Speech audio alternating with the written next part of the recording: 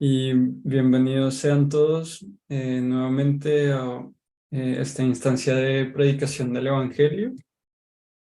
En esta oportunidad eh, tengo la responsabilidad y el privilegio de anunciarles las buenas noticias acerca del Señor Jesús, y para ello les pido por favor vayamos al pasaje en Marcos capítulo 2, los versículos 1 al 12. Y bueno, solamente para que lo tengan en mente.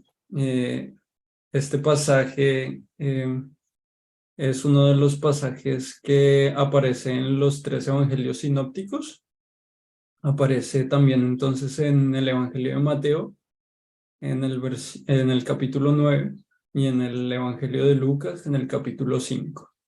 Eh, Así que, bueno, ahí quizás haré algún comentario relacionado con los otros evangelios, pero eh, tomaré como texto central Marcos, capítulo 2. Bueno, dice así la palabra del Señor. Marcos, capítulo 2, versículos del 1 al 12. Daré lectura en versión Reina Valera 1960. Entró Jesús otra vez en Capernaum después de algunos días y se oyó que estaba en casa. E inmediatamente se juntaron muchos, de manera que ya no cabían ni aún a la puerta, y les predicaba la palabra. Entonces vinieron a él unos trayendo un paralítico, que era cargado por 4. Y como no podían acercarse a él a causa de la multitud, descubrieron el techo de donde estaba, y haciendo una abertura, bajaron el lecho en que yacía el paralítico. Al ver Jesús la fe de ellos, dijo al paralítico: Hijo, hijo, tus pecados te son perdonados. Estaban allí sentados algunos de los escribas, los cuales cavilaban en sus corazones. ¿Por qué habla este así? Blasfemias dice. ¿Quién puede perdonar pecados sino solo Dios?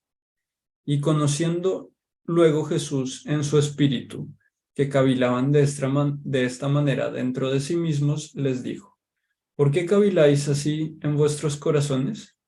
¿Qué es más fácil, decir al paralítico, tus pecados te son perdonados, o decirle, levántate, toma tu lecho y anda? Pues para que sepáis que el Hijo del Hombre tiene potestad en la tierra para perdonar pecados, dijo al paralítico: a ti te digo, levántate, toma tu lecho y vete a tu casa. Entonces él se levantó enseguida y, tomando su lecho, salió delante de todos, de manera que todos se asombraron y glorificaron a Dios, diciendo: nunca hemos visto tal cosa. Bueno, acá para dar un contexto del pasaje, el Evangelio de Marcos es el Evangelio más corto de todos, y tiene también el nombre, o se le conoce como el Evangelio de las señales, que es también algo que es bueno que tengan en mente para más adelante.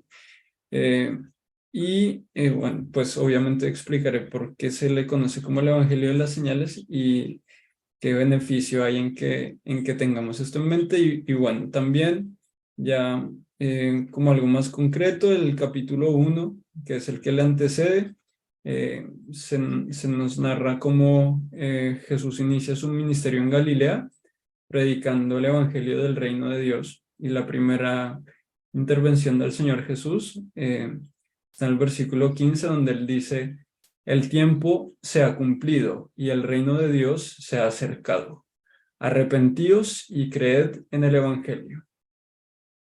Estas son las primeras palabras registradas por Marcos en su Evangelio, que obviamente son cruciales a la hora de entender eh, el propósito del Señor Jesús en cuanto a su enseñanza, que era anunciar el reino de Dios se había acercado y llamar al arrepentimiento y a la fe a sus oyentes.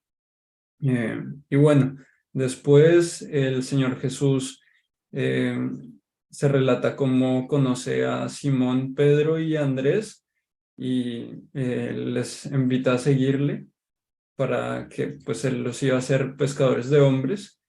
Y bueno, después también conoce a los hijos de Zebedeo, a Jacobo y a Juan, y ellos también dejan a su padre Zebedeo y su trabajo cotidiano y le siguen al Señor Jesús. Y bueno, luego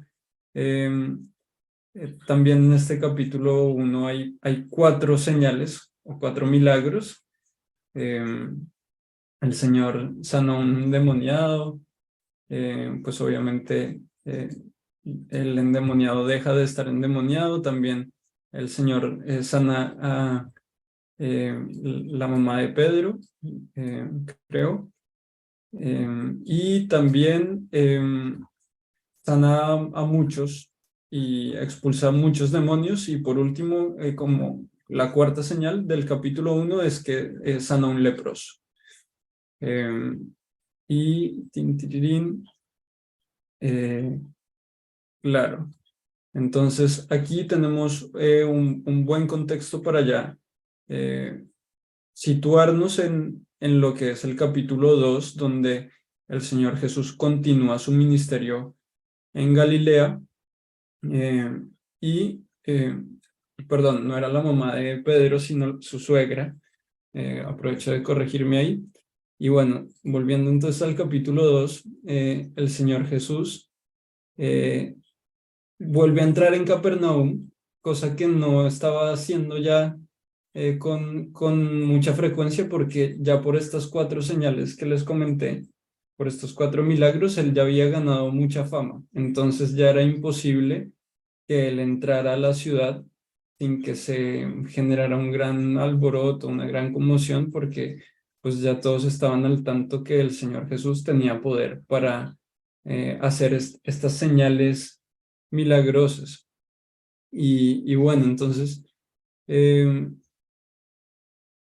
también el capítulo 1 no solo nos habla de que el Señor Jesús tenía poder para hacer señales milagrosas, sino que también enseñaba con gran autoridad, como quien practica lo que predica.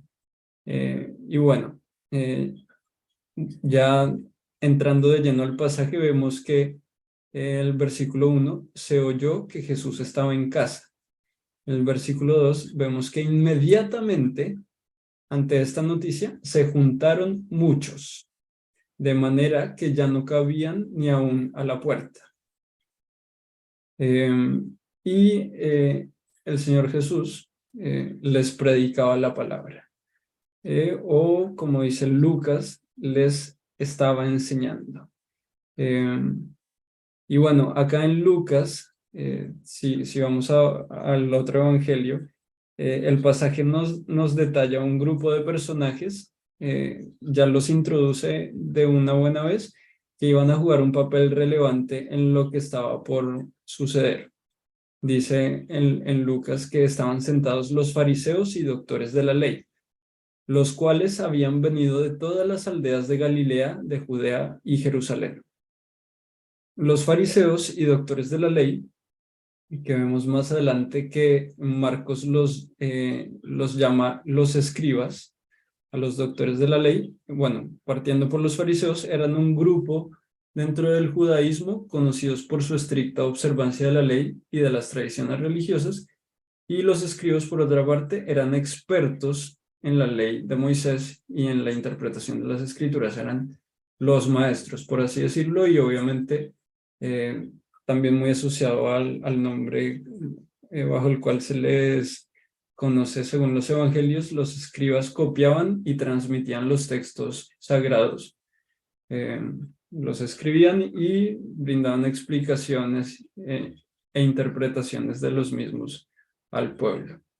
Y bueno, aquí también para seguir como contextualizando el pasaje, cabe decir que algunos escribas eran fariseos, pero fariseos podían ser todo tipo de judíos, ¿no? Desde los judíos como más comunes y silvestres hasta los escribas o, bueno, en fin, de todas como las clases, por así decirlo. Y bueno, acá podemos notar cuán grande era la fama de Jesús, ya que vemos que algunos escribas, maestros de la ley, habían viajado de todas las aldeas de Galilea y también desde aldeas de Judea y desde Jerusalén. Jerusalén, la capital de Judea, que se encontraba aproximadamente a 160 kilómetros al sur oeste de Capernaum, un camino de entre 2 a 4 días que probablemente tendía más a ser un viaje de 4 días, dado que entre Galilea, que es donde se encontraba Capernaum, y Judea, donde se encontraba Jerusalén, estaba entre medio la región de Samaria, que era una región o es una región montañosa habitada por los samaritanos, con quienes no se llevaban muy bien los judíos, y por eso solían evitar pasar por esta región tomando un camino más largo que iba por el este del río Jordán. Y bueno, el que los escribas de Jerusalén hayan hecho un viaje de 4 días a pie para ir a escuchar las enseñanzas de Jesús, nos habla de su gran fama, ¿no? Luego tenemos la introducción, ya volviendo a Marcos, de los otros personajes principales del pasaje, entre los cuales destaca el paralítico que venía sobre un lecho o una cama cargado por sus 4 amigos, según el versículo 3. Y posteriormente, Marcos describe cómo fue la logística de la situación, con la intención de enfatizar nuevamente lo numerosa que era la multitud, pero también para que podamos ver aquello que Jesús, encontrándose dentro de la casa, debe haber visto. Como dice el versículo 4, que pinta muy bien la imagen, dice, y como no podían acercarse a él a causa de la multitud, descubrieron el techo donde estaba y haciendo una abertura, bajaron el lecho en que yacía el paralítico. Este recurso también es utilizado por Lucas, no así por Mateo, y considero que es muy valiosa su inclusión, pues nos da cierto contexto que nos ayuda a entender mucho mejor el por qué los 3 evangelistas señalan que Jesús, al ver a este grupo de hombres, vio en ellos fe. Por ejemplo, o sea, mejor dicho, esto, como les decía, se contrasta con Mateo 9, que va mucho más al grano y dice así: entonces, entrando Jesús en la barca, pasó al otro lado y vino a su ciudad. Y sucedió que le trajeron un paralítico tendido sobre una cama. Y al ver Jesús la fe de ellos, es literal así de al grano, y aunque igual creo que podemos entender el por qué Jesús vio fe en ellos, aun si no conociéramos el detalle logístico que incluyen Marcos y Lucas, igual considero que podemos ver por qué Jesús vio en ellos fe, ¿no? Porque llevar a alguien sobre una cama ya es difícil, y más aún el llevarlo a donde estaba Jesús, eso ya nos habla de su fe. Pero bueno, volviendo a Marcos, el versículo 5, el Señor, al ver la fe de ellos, le dice al paralítico: hijo, tus pecados te son perdonados. Acá hay 2 cosas que me llaman la atención. La primera, y de seguro aquella en la que todos estamos pensando, es por qué el Señor toma la iniciativa de esa manera y le perdona sus pecados. La primera vez que se lee este pasaje, y más aún si se considera a la luz de el capítulo pasado, Marcos 1:40, donde Jesús sana a un leproso y donde no hay mención alguna de los pecados del leproso, da para pensar que este pasaje acá en Marcos capítulo 2 será una historia muy similar a aquella del leproso, y que el versículo 5 perfectamente podría haber sido: al ver Jesús la fe de ellos, dijo al paralítico, levántate, toma tu lecho y vete a tu casa. Y con esto el pasaje podría haber terminado sin más en el versículo 6, con el mismo fin que tenemos en el versículo 12. Entonces él se levantó enseguida y tomando su lecho salió delante de todos. Y entonces todos los versículos desde la segunda mitad del versículo 5 hasta el versículo 10 sobrarían, por así decirlo. Pero pues obviamente no sobran porque están ahí y fue lo que realmente sucedió. Pero entonces ya veremos qué sentido le podemos dar a este real acontecimiento de los hechos, que según los tres evangelistas incluye todo lo que en una primera instancia pensamos que no sería parte de la historia. Porque si en algo son idénticos los tres relatos sinópticos, es justo en como ese pedazo del pasaje en que Jesús perdona los pecados del paralítico. Los escribas posteriormente cuestionan la autoridad de Jesús para perdonar pecados, y finalmente Jesús realiza un milagro de sanidad en respuesta a dicho cuestionamiento. Y bueno, lo segundo que me llama la atención es porque si Jesús vio fe en ellos, a continuación le dirige la palabra únicamente al paralítico para perdonar sus pecados, cuando pudo haberle dicho a los 5 hombres, sus pecados les son perdonados. Pero respecto de este segundo punto, no diré mayor cosa, solo se los dejo como inquietud para que durante la semana se vuelvan a leer y a estudiar este hermoso pasaje. Y bueno, retomando entonces, preguntémonos entonces acerca de este punto 1 que llama mi atención. ¿Por qué Jesús, al ver la fe de ellos, le dice al paralítico que sus pecados le son perdonados? Para responder de mejor manera esta pregunta, vale la pena que nos preguntemos acerca de la intención de Marcos a la hora de escribir su evangelio. Acá debemos simplemente mencionar en la primera mitad del libro, de los capítulos 1 al 8, la intención del autor es generar tensión respecto de la identidad de Jesús, llegando a un punto de máxima tensión en Marcos capítulo 8, versículo 27, donde el Señor Jesús le pregunta a sus discípulos, ¿quién dicen los hombres que soy yo?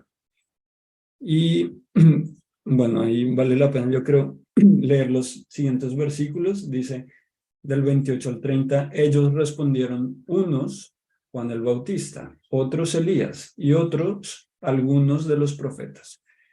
Entonces él les dijo, o sea, Jesús, volviéndose a dirigir a sus discípulos, ¿y vosotros quién decís que soy? Respondiendo Pedro le dijo, tú eres el Cristo. Pero él les mandó que no dijesen esto de él a ninguno. El versículo 30 también es calcado a cómo termina el pasaje de la sanidad del leproso en el capítulo 1 de Marcos, que pues al final nos habla de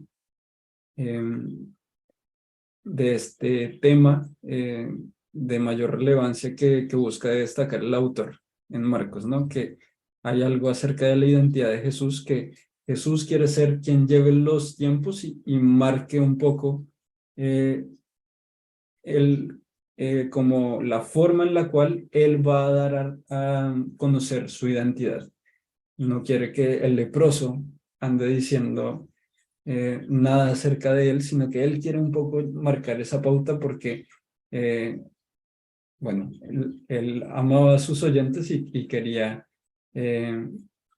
abrirle los ojos de una manera especial, ¿no? Y es, creo que lo que busca el Señor también en el pasaje que estamos leyendo en Marcos capítulo 2. Y bueno, volvamos nuevamente al pasaje. El resumen de Marcos, que después de Marcos 8, 27 al 30, a partir de ese momento, y hasta el último capítulo del Evangelio, el enfoque del libro pasa a centrarse en el camino de Jesús hacia la cruz, su sufrimiento y su muerte, eh, conduciendo esto al clímax culminante de su resurrección, que confirma y valida la identidad y la misión de Jesús como el Mesías y el Hijo de Dios. Y bueno, aquí en esta segunda mitad del libro también hay un versículo clave que vale la pena destacar y es Marcos 10:45, que dice: porque el Hijo del Hombre no vino para ser servido, sino para servir y para dar su vida en rescate por muchos. Habiendo dicho esto, preguntémonos nuevamente por qué Jesús, al ver la fe de ellos, le dice al paralítico que sus pecados le son perdonados. Bueno, como leímos recién en Marcos 10:45, el fin último del Señor era el salvar a muchos por medio de su obra redentora llevada a cabo en la cruz del Calvario, lo cual tiene que ver con el problema del pecado que nos afecta a todos los hombres y con su solución, que no podía venir sino de la mano de Dios nuestro Salvador. Como dice en Primera de Pedro capítulo 2 versículo 24, fue allá en la cruz donde el Señor mismo cargó nuestros pecados sobre su cuerpo en la cruz, para que nosotros podamos estar muertos al pecado y vivir para lo que es recto. Por sus heridas ustedes son sanados. Además, y como les comentaba en un comienzo, el Evangelio de Marcos se llama el Evangelio de las señales, que es otra pista muy importante para que podamos sacarle el mayor provecho a este pasaje. Dado que Marcos, bueno, resalta en gran medida los numerosos milagros y señales realizadas por Jesús a lo largo de su ministerio. Y bueno, ¿por qué es importante esta pista? Porque la palabra señal en su significado original tienen como esta intención de hacer como alusión a que pues la señal como tal está apuntando a algo. Entonces, la señal, aunque es un evento poderoso, en sí mismo no es solo eso, sino que tiene un propósito y un objetivo más profundo, que es el apuntar a algo más allá del milagro en sí mismo o de la señal en sí misma. Y bueno, teniendo esto en mente, ya podemos volver con mejores herramientas a adentrarnos en nuestro pasaje. El versículo 5 dice: al ver Jesús la fe de ellos, dijo al paralítico: hijo, tus pecados te son perdonados. Y el 6, estaban allí sentados algunos de los escribas, los cuales cavilaban en sus corazones. ¿Por qué habla este así? Blasfemias dice. ¿Quién puede perdonar pecados sino solo Dios? El 8, y conociendo luego Jesús en su espíritu que cavilaban de esta manera dentro de sí mismos, les dijo: ¿por qué caviláis así en vuestros corazones? ¿Qué es más fácil, decir al paralítico, tus pecados te son perdonados, o decirle, levántate, toma tu lecho y anda? Pues para que sepáis, el Hijo del Hombre tiene potestad en la tierra para perdonar pecados. A ti te digo, levántate, toma tu lecho y vete a tu casa. Y acá, bueno, di lectura a varios versículos a la vez porque creo que es eh, importante leerlos así como en un solo trozo, porque si no quizás no se entendería muy bien. Y bueno, acá este es uno de los pasajes que siempre me han llamado más la atención porque así dándole una primera lectura, me parece que es un poco enredada la manera en que lo plantea el Señor, ¿no? ¿Qué es más fácil? ¿Decir al paralítico tus pecados te son perdonados? ¿O decirle levántate, toma tu lecho y anda?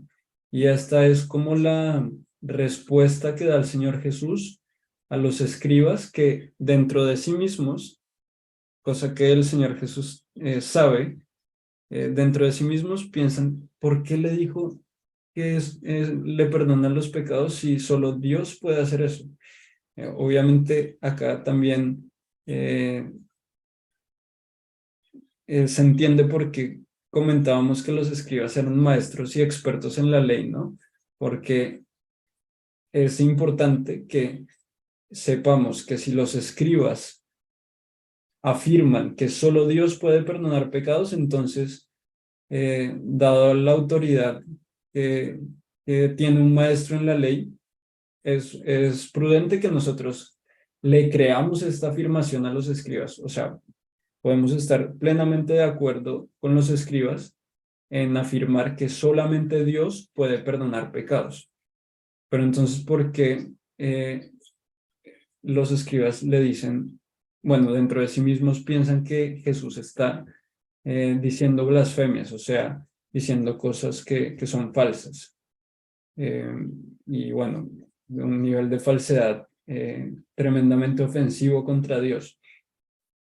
Y es que los escribas no tienen idea alguna de cuál es la identidad real de Jesús. O sea, ellos quizás fueron a Capernaum desde Jerusalén a escucharle porque sabían que había un maestro que estaba enseñando con gran autoridad y que además hacía milagros, pero acá por lo que dicen, eh, que le acusan de blasfemo en sus corazones, podemos saber con toda seguridad que ellos no creían que Jesús tuviese una naturaleza divina.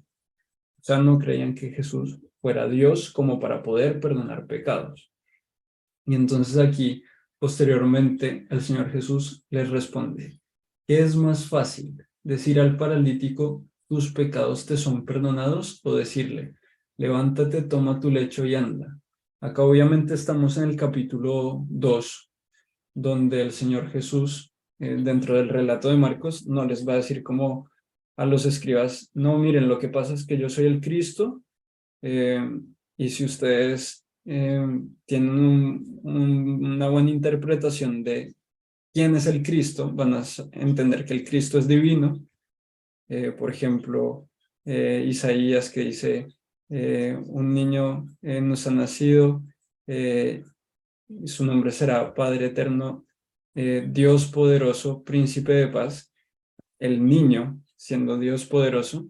Y bueno, obviamente Jesús podría haberles dicho eso, ¿no? Miren, lo que pasa es que yo soy el Cristo, eh, y soy divino, eh, y por lo tanto puedo perdonar los pecados de este paralítico. Pero no lo hace así, ¿no? Porque eh, es parte del Señor Jesús eh, comunicando acerca de quién Él es, pero de una manera que termine siendo relevante principalmente para sus discípulos, quienes iban a llevar a cabo eh, la obra misionera cuando Él ya no estuviera, ¿no? Y es que los discípulos fueran conociendo quién era Jesús por las cosas que Él hacía, como eran los milagros. Entonces acá obviamente no está planteado de una manera quizás tan fácil para el lector, pero se podría leer de la siguiente manera. Jesús les está diciendo a los escribas, ok, si yo fuera un mentiroso y cuando yo le dije al paralítico, te perdono tus pecados, en realidad estuviera siendo nada más que un charlatán, al decirle al paralítico que se levante, tome su lecho y camine, ustedes se podrían dar cuenta de que si no acontece el milagro de sanidad, que efectivamente yo soy de hecho un charlatán. O sea, básicamente es más fácil decirle al paralítico, te perdono tus pecados, porque si de hecho sucede algo a nivel espiritual, que la persona recibe el perdón de sus pecados, nadie lo va a poder ver eh, en, ahí mismo en dicho acontecimiento. Obviamente cuando Dios le perdona sus pecados, eso genera una transformación tal en la persona que esa persona empieza a cambiar de tal manera que sus conocidos, al cabo de poco tiempo, y sobre todo mientras va madurando el creyente en su relación con Dios, va a ser innegable que sucedió algo a nivel espiritual, ¿no? Pero para este acontecimiento más puntual, que va a ser como de tiempo acotado, es imposible que ellos vean que de hecho ese perdón de los pecados fue efectivo y tuvo lugar. Pero sí podrían ver que Jesús es un charlatán si él le dice al paralítico lo que es más difícil, que se levante, tome su camilla y se vaya. Pero como Jesús no es un charlatán, cuando él le dijo al paralítico que lo hiciera, que se levantara, tomara su lecho y se fuera a su casa, de hecho sucedió.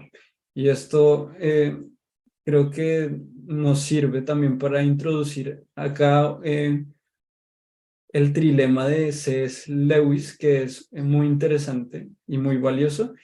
Y dice básicamente este autor que al analizar las enseñanzas y afirmaciones de Jesús, no es posible considerarlo simplemente como un buen maestro o un hombre moralmente justo, eh, porque las afirmaciones que en este caso Jesús la hace a través de una señal de que Él sí tiene autoridad para perdonar pecados y que por lo tanto es Dios, no deja lugar para considerarlo como solo un líder religioso.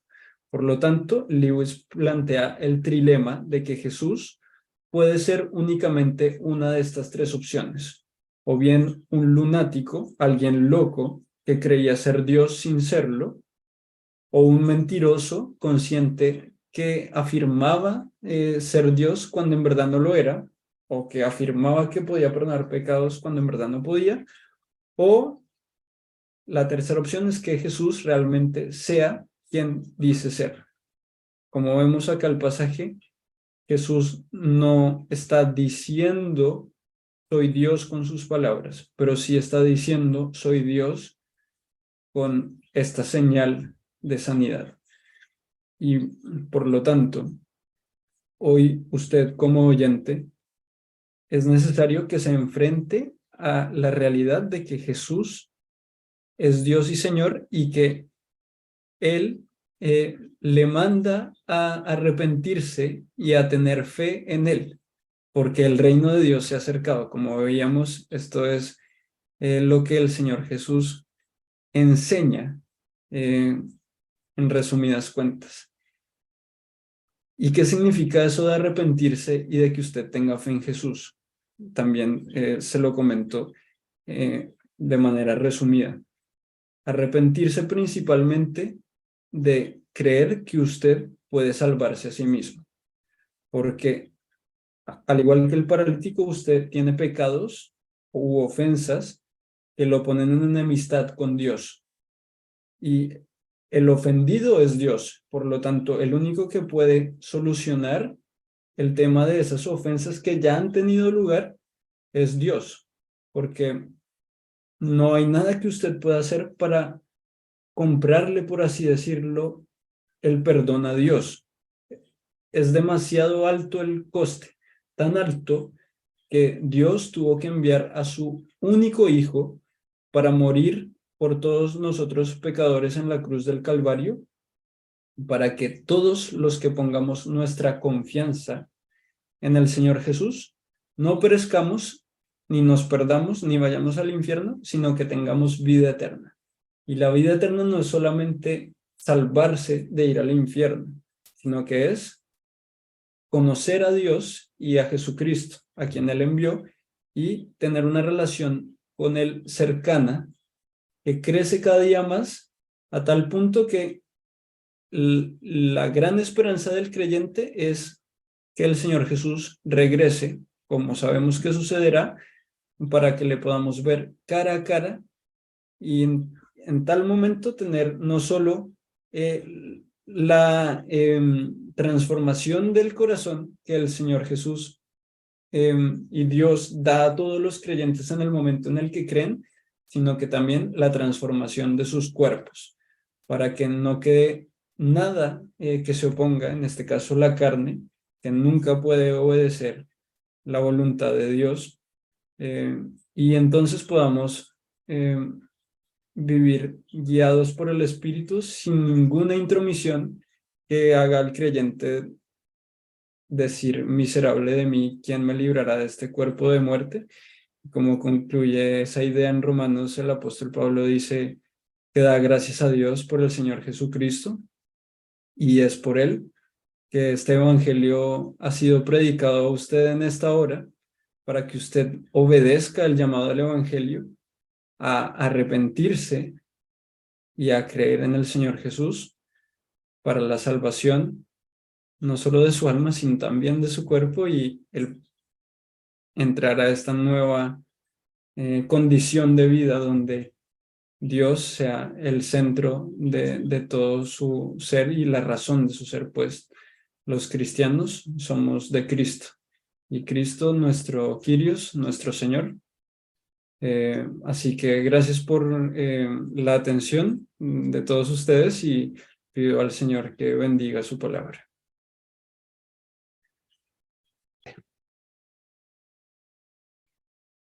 Muy bien. Reitero los agradecimientos a los hermanos y a nuestros amigos que nos acompañan y que quizás a otros que después en la voluntad del Señor podrán escuchar el mensaje en el audio, en la plataforma.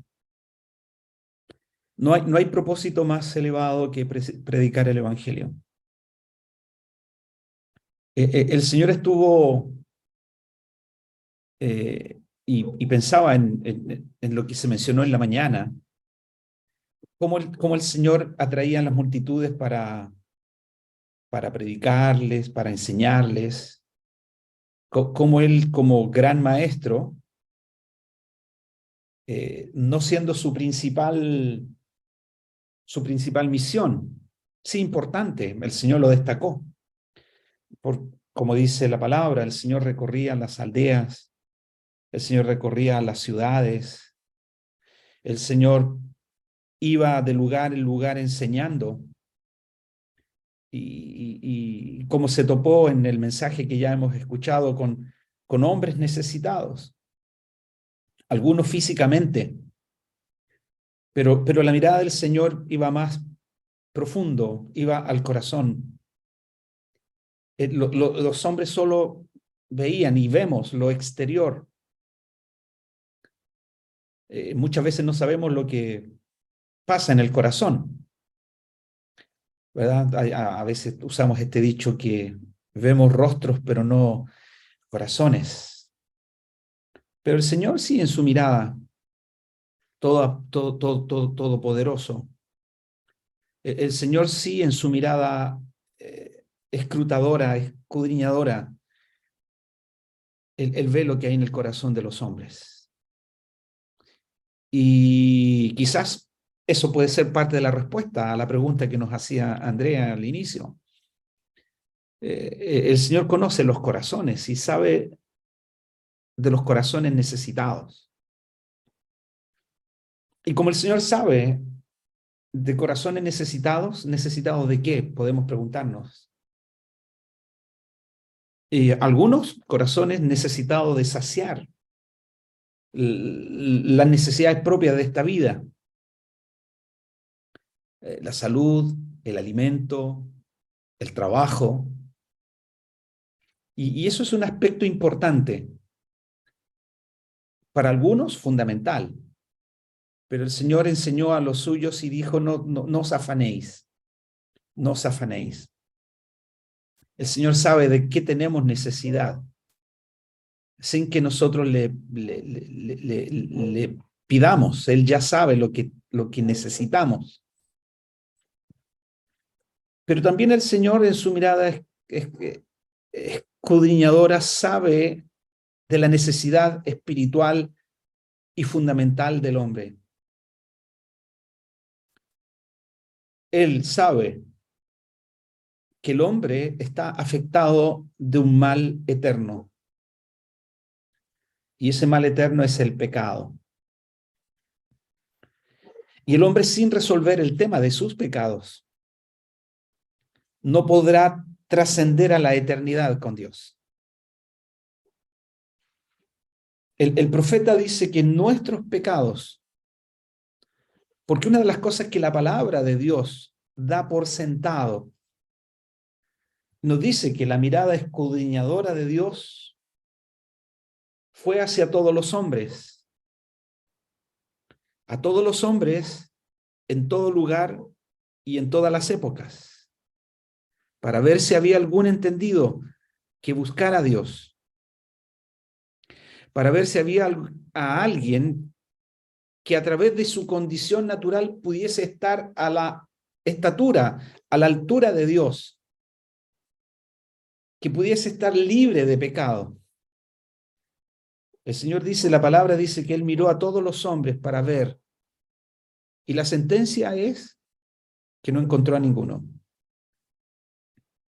Es decir, todos estamos bajo esta condición de pecadores. Créalo usted o no lo crea.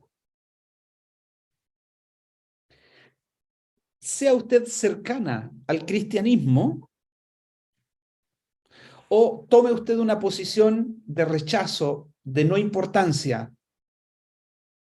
Fíjense, delante de Dios eso no tiene importancia.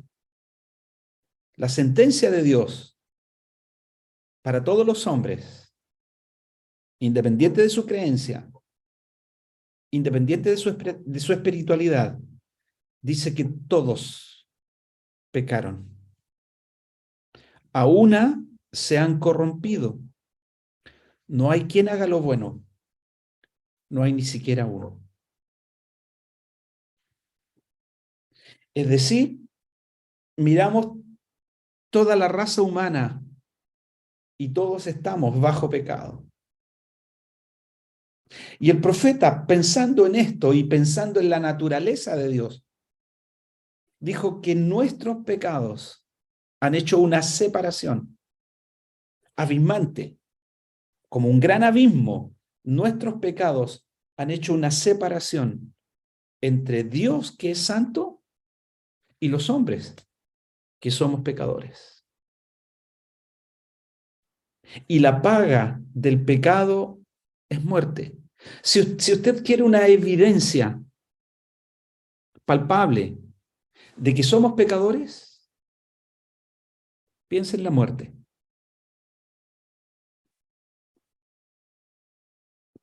Usted no cree a Dios, no importa. Pero Dios ha establecido para los hombres que mueran una sola vez. Y después de esto el juicio. Y si usted avanza en edad y va hacia la muerte,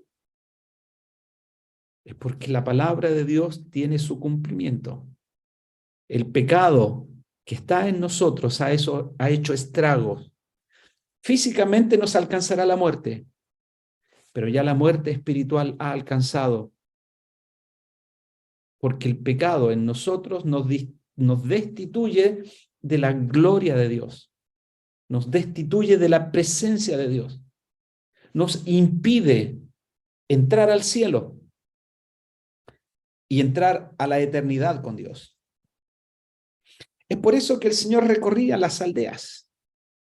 Es por eso que el Señor visitaba y amaba enseñar, entraba en la sinagoga, iba al templo, atraía a las multitudes. Muchos de ellos eran sanados por el Señor. Cojos, ciegos, mancos, leprosos, paralíticos, como ese hombre de la enseñanza en la primera parte. El Señor, en su misericordia, sanó a muchos. Nada hay imposible para Dios. Nada humano hay imposible para Dios. Dios todo lo puede. Y el Señor todo lo puede. Y esas fueron sus credenciales. La enseñanza y los milagros que Él hizo fueron señales a sus auditores, aquellos que le seguían. Muchos por millares, como aprendíamos en la mañana. Otros muy privados, en una casa, quizás.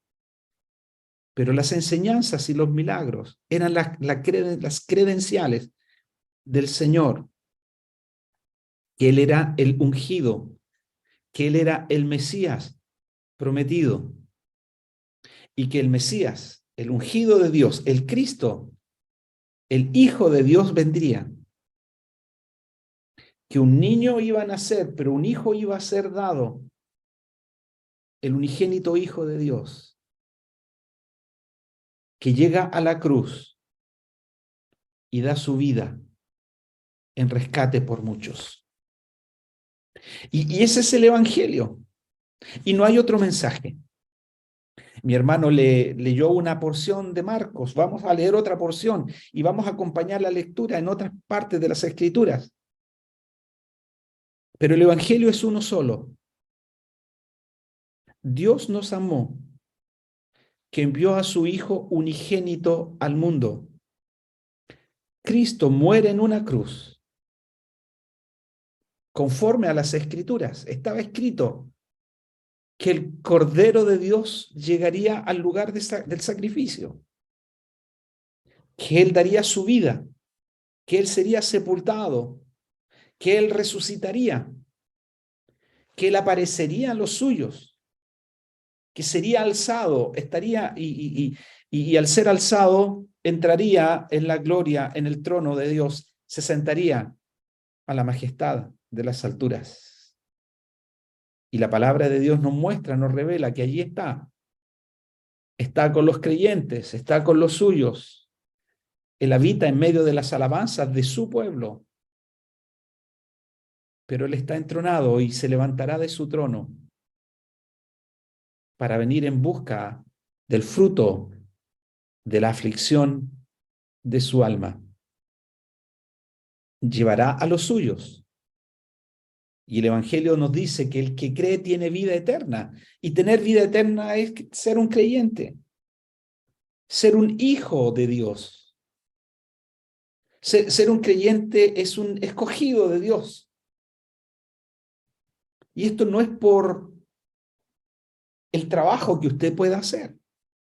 No es por sus capacidades humanas. No es por su esfuerzo en llevar una vida correcta delante de los hombres. Está muy bien llevar una vida correcta, una vida honrada, una vida de sacrificio, una vida de servicio.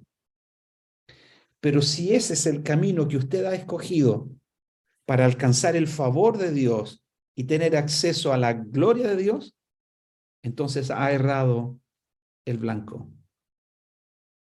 Entonces la pregunta, ¿podemos ver a Dios?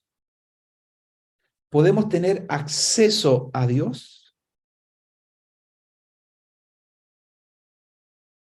La respuesta en las Escrituras es sí. Y vamos a leer algunas porciones y es gozoso, es el mayor de los gozos. Son las bienaventuranzas que el Señor muestra y que podemos y que Dios ofrece a cada uno de los que estamos aquí escuchando este mensaje, porque el mensaje no es nuestro, el mensaje de Dios. Acompáñenme a leer en Mateo. Vamos a leer algo de las bienaventuranzas, de lo que es dichoso.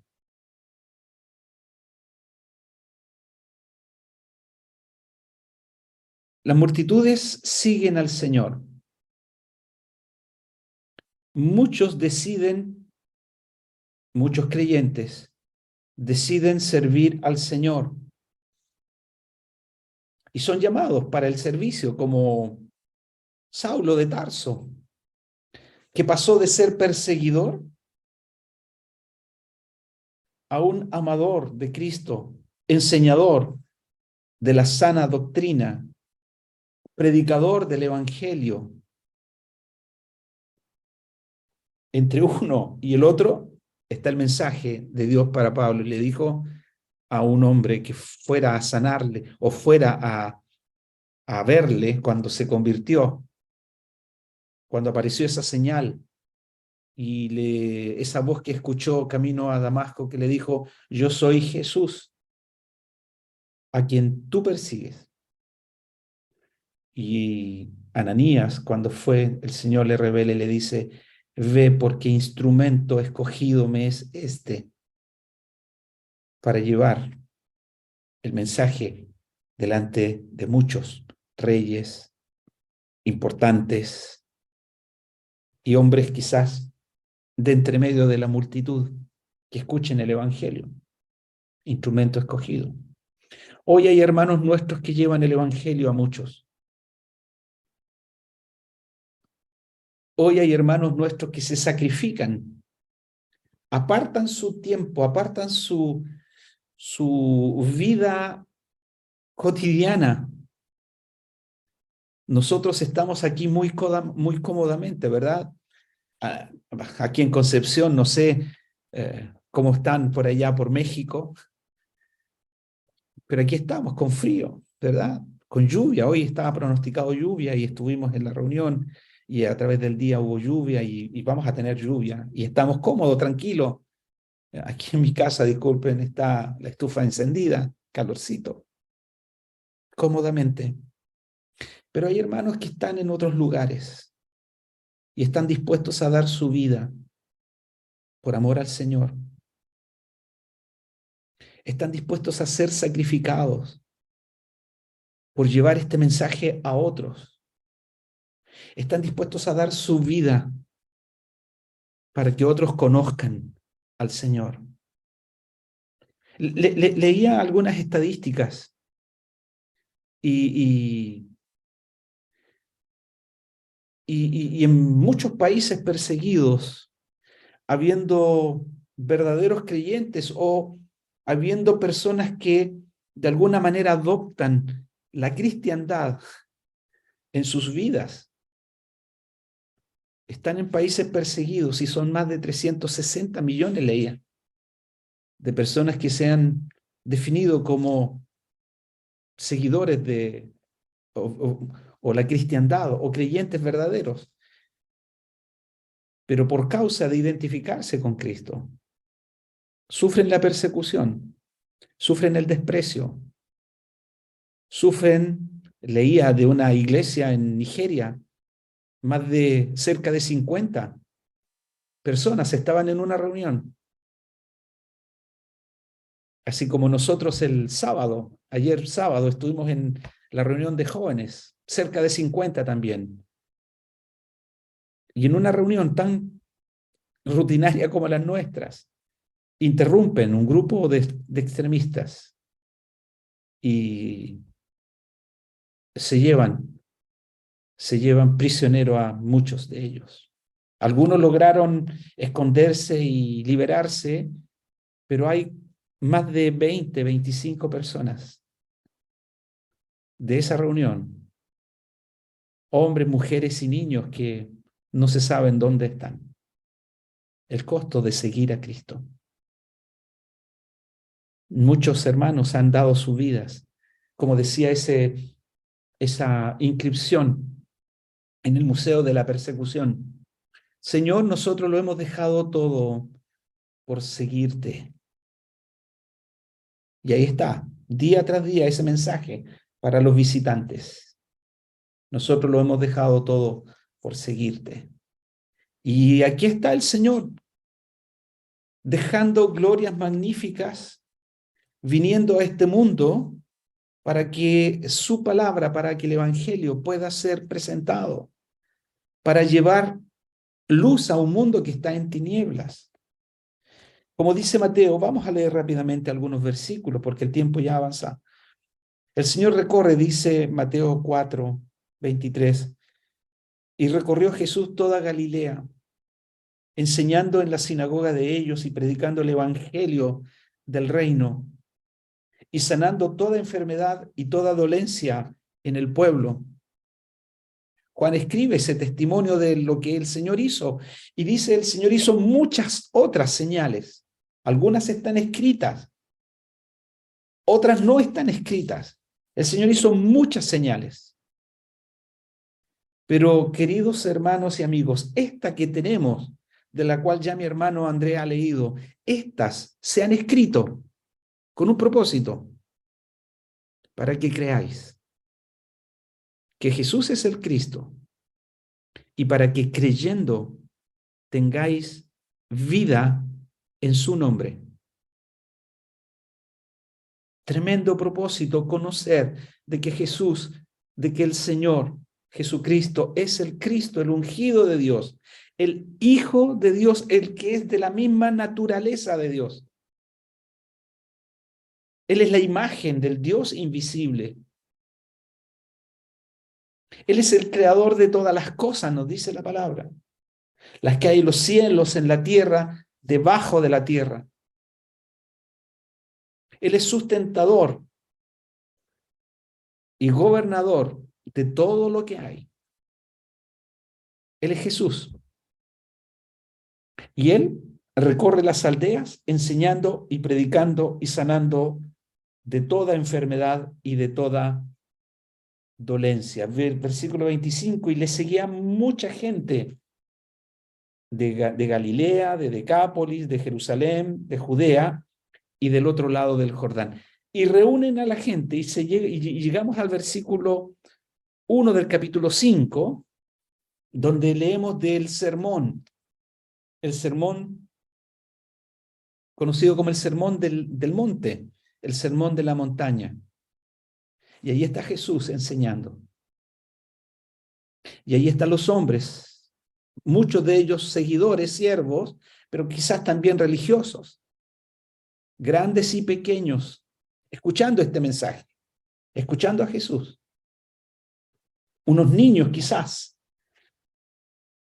siendo atraídos también por el Señor, porque yo imagino al Señor hablando y capturando a su auditorio.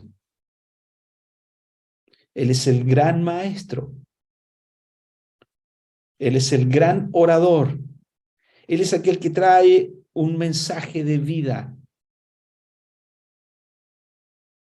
Y aquí está el Señor. Viendo la multitud, dice el versículo 1, viendo la multitud, subió al monte, uno de los montes de Mateo. En una ocasión enseñamos de los montes, a lo mejor vamos a retomar en alguna ocasión nuevamente los montes de Mateo. Nuestro hermano Gabriel está enseñando también de conocer a Dios a través de algunos montes. Algunos martes estuvo enseñando. Pero aquí está, sube al monte, se sienta y vienen a él sus discípulos y abriendo su boca les enseñaba y les enseñó aquellas características de los súbditos del reino. Y allí están las bienaventuranzas en esta primera porción. Bienaventurados los pobres en espíritu, porque de ellos es el reino de los cielos. Bienaventurados los que lloran, porque ellos recibirán consolación.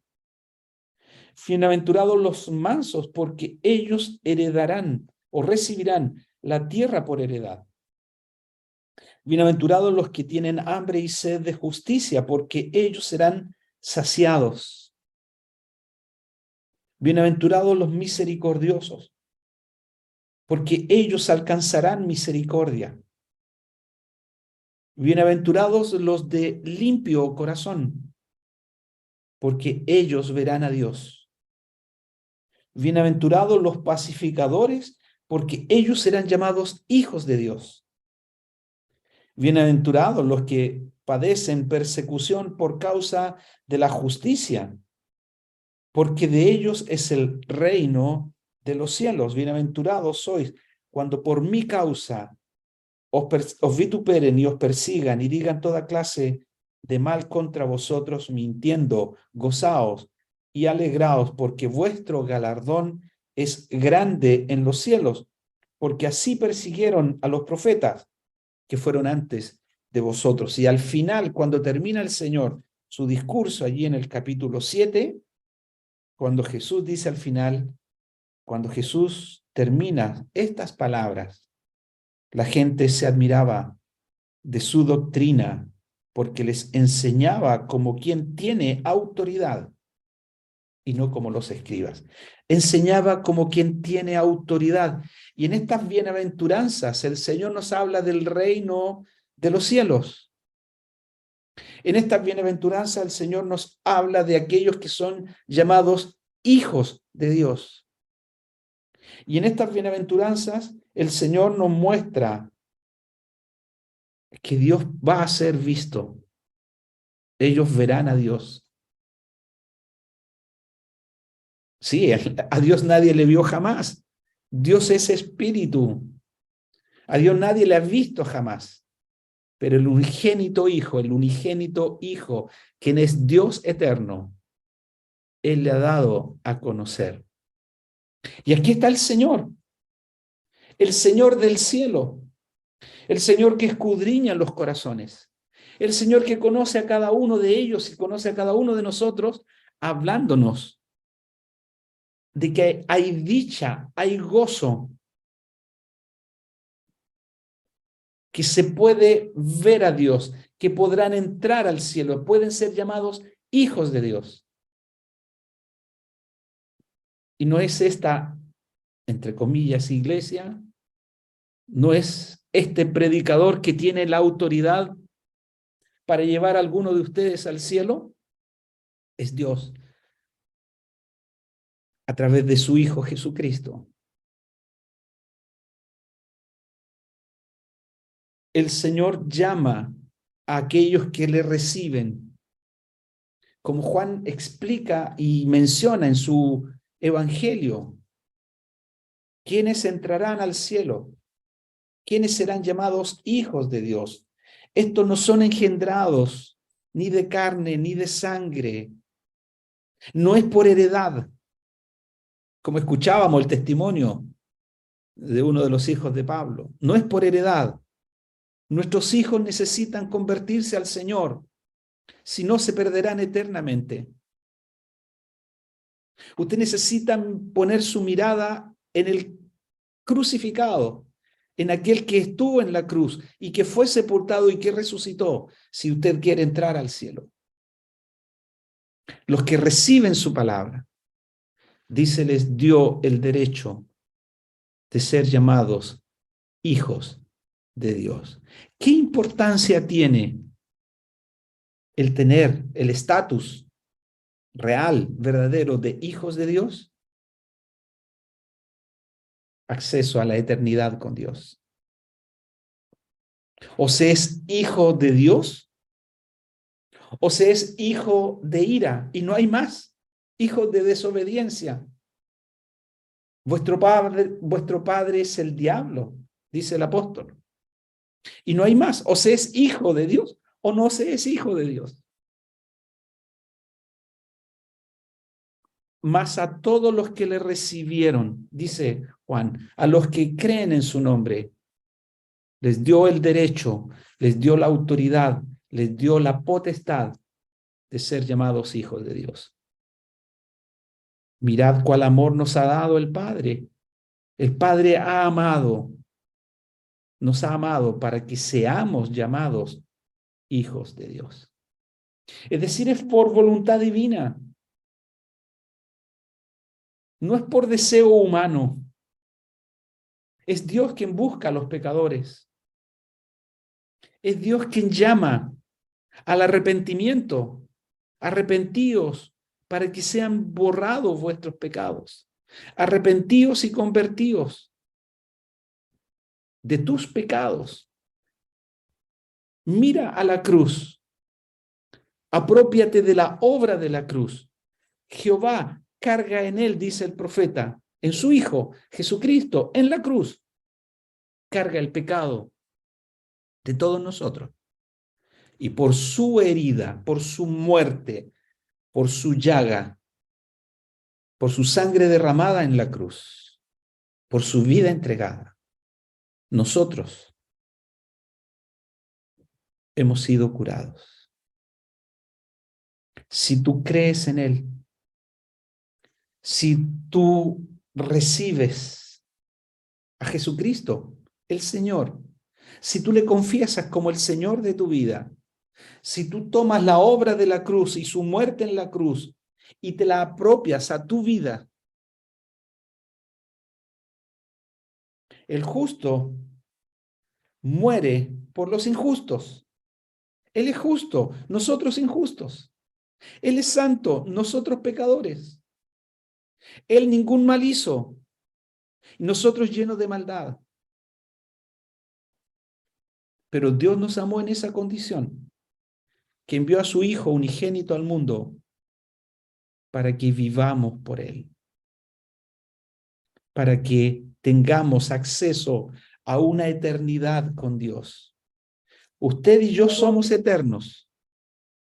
Usted y yo vamos rumbo a la eternidad. No sé cuántos años le quedarán todavía en este mundo, pero estamos en un mismo viaje. Tú lo creas o no lo creas. Tú y yo estamos en un mismo viaje. Vamos rumbo a la eternidad. Y después de la muerte, solo hay dos destinos. El cielo para los que creen, no para los buenos. El cielo para los que creen, para los que le reciben, para los que creen en el Señor Jesús como el Señor y Salvador. Para ellos el cielo está abierto. Y hay muchos que están en aquel lugar por haber confiado en el Señor o el lugar de condenación. Jesús, cuando encomienda a los suyos el Evangelio, les dice: id y predicad el Evangelio a toda criatura. El que creyere será salvo, mas el que no creyere será condenado.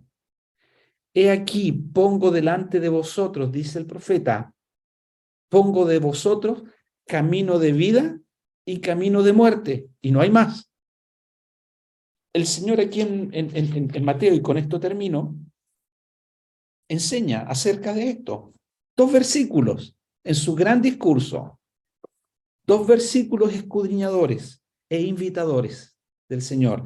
Dice el versículo 13 del capítulo 7, Jesús dijo: entrad por la puerta estrecha, porque ancha es la puerta y espacioso el camino que lleva a la perdición, y muchos son los que entran por ella, porque estrecha es la puerta y angosto el camino que lleva a la vida, y pocos son los que la hallan.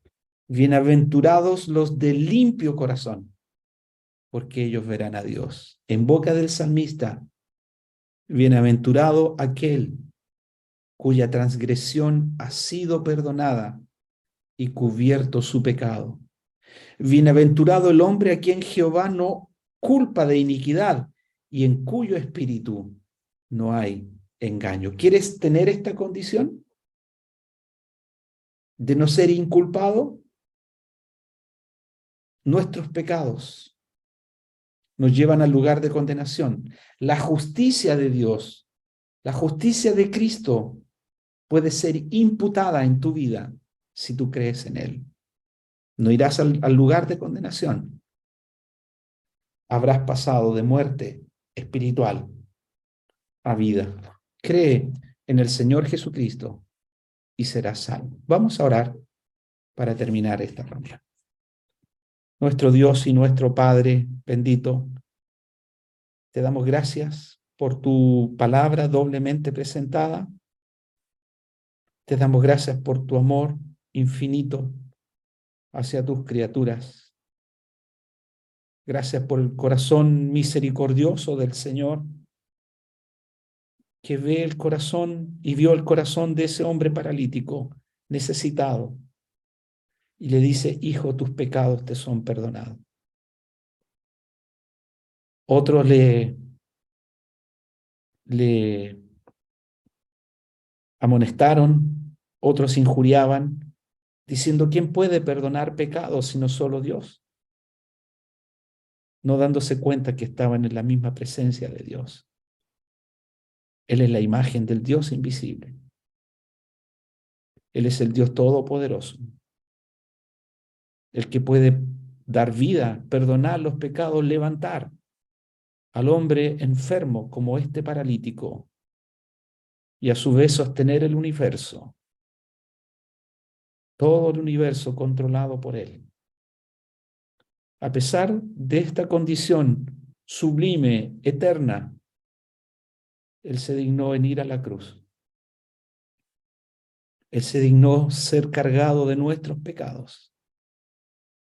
Su cuerpo santo fue cargado con nuestros pecados, pero por su llaga, por su herida, por su muerte, nosotros hemos sido curados.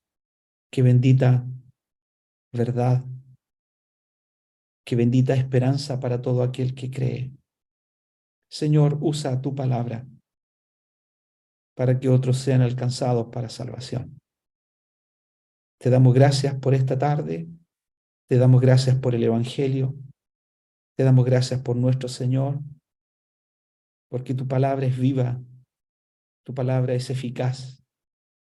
Aún estamos en el tiempo de la salvación. Cristo Jesús vino al mundo para salvar a los pecadores.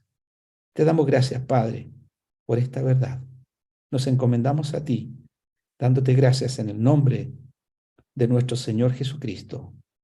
Amén.